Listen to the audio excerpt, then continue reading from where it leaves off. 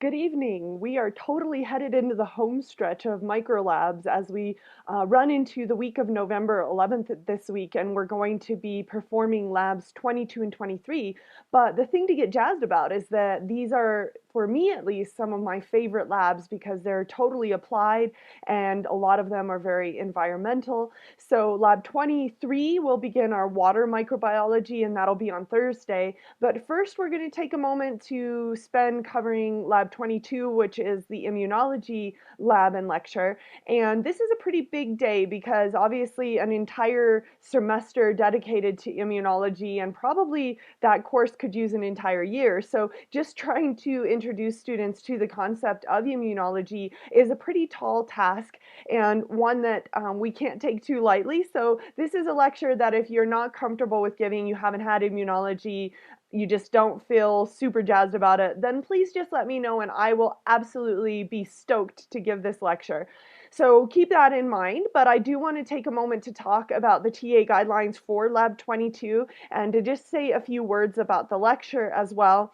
I generally incorporate a demo, it's just a cheesy demo, into my lecture for Lab 22. It's the colored water demo that shows that if you have type O being clear water, you can't add any other color without changing it, versus type A would be the red, type B would be blue, and then type AB, the universal acceptor, is purple, so it could take blood from any of the others and not change its color. So that's one of the central themes of the lab, and one that is particularly important to be familiar with as far as who can give and take blood, who are the universal acceptors and universal donors. That's really showcasing the humoral immune response. And that's where I want to draw your attention to the lecture, because while that is what the lecture focuses on, we do take just a little bit of time to cover what is a whole subject in itself, the cell-mediated immune response. So that is, just to restate, our lecture largely focuses in on the humoral immune response and talking about antibodies and antigens and the detectable and measurable interactions between the two, which really is the very definition of serology. So all of our exercises focus in on serology, but our lecture does take just a minute to differentiate between humoral and cell-mediated immunity.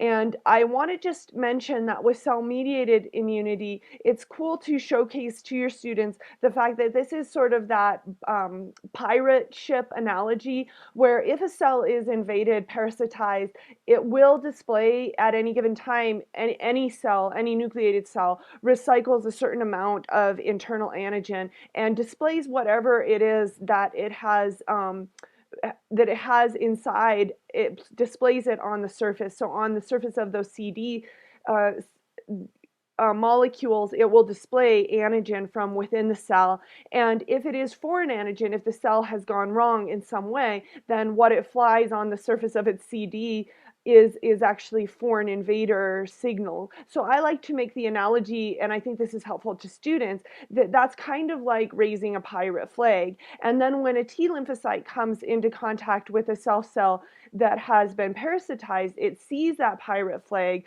that is the antigen attached to the CD molecules, and it recognizes it and targets it either for destruction via cytolytic toxins, or it causes it to undergo cell suicide or apoptosis.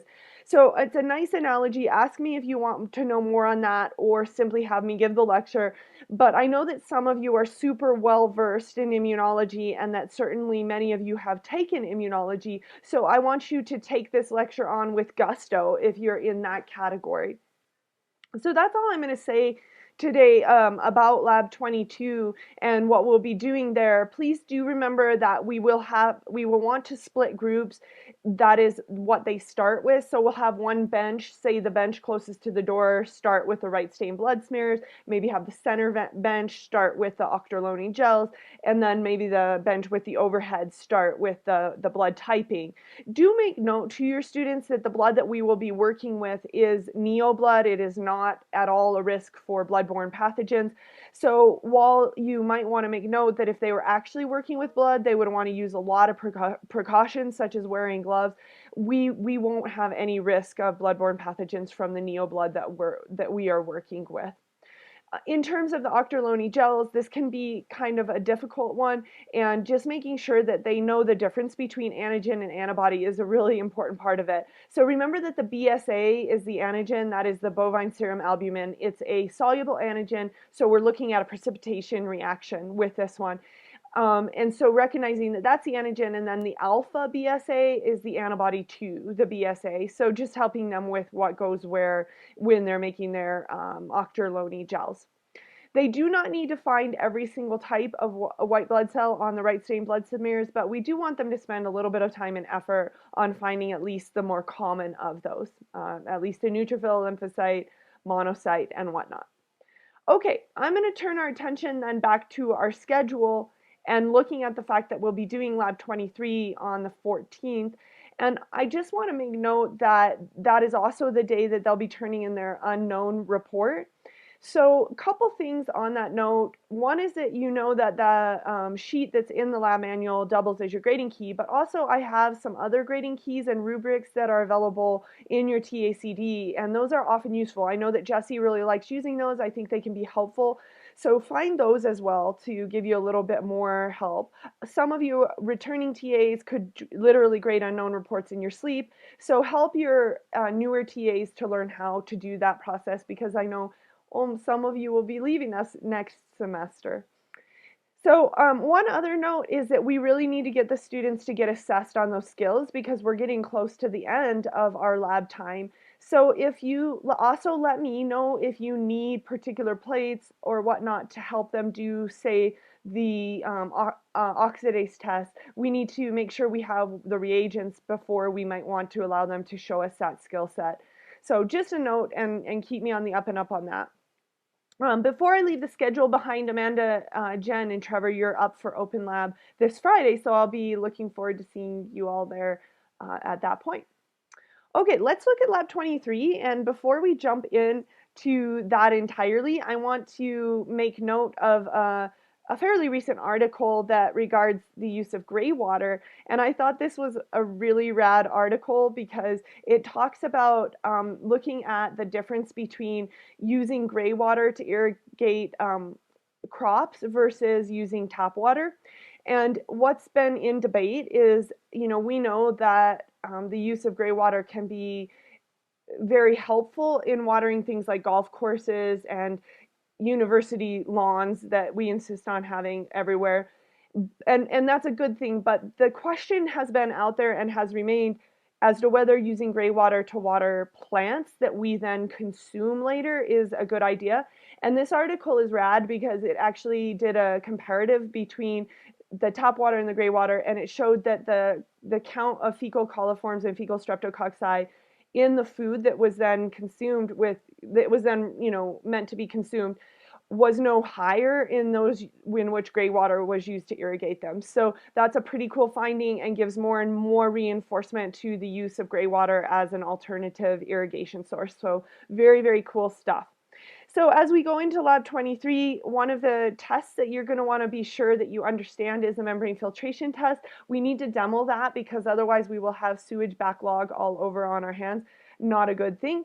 And so just an FYI on getting ready to demo that. This particular set of TA guidelines is really, really helpful. So I really encourage you to go through it. For example, my TA that wrote this, she was doing independent study with me, and she spent a lot of time on this subject. So she did a lot of work on things like what are non-tuberculosis mycobacterium infections, why are these still something of issue in our water, and why are they of issue to people who are immunosuppressed. She did a lot of work on the use of gray water in Tucson and some of the amazing amounts of water that they're being able to reclaim there. So there's just a lot of super rad information in the TA guidelines for this particular lecture, and it's one that, if you have any interest at all in water, is a fun one to give.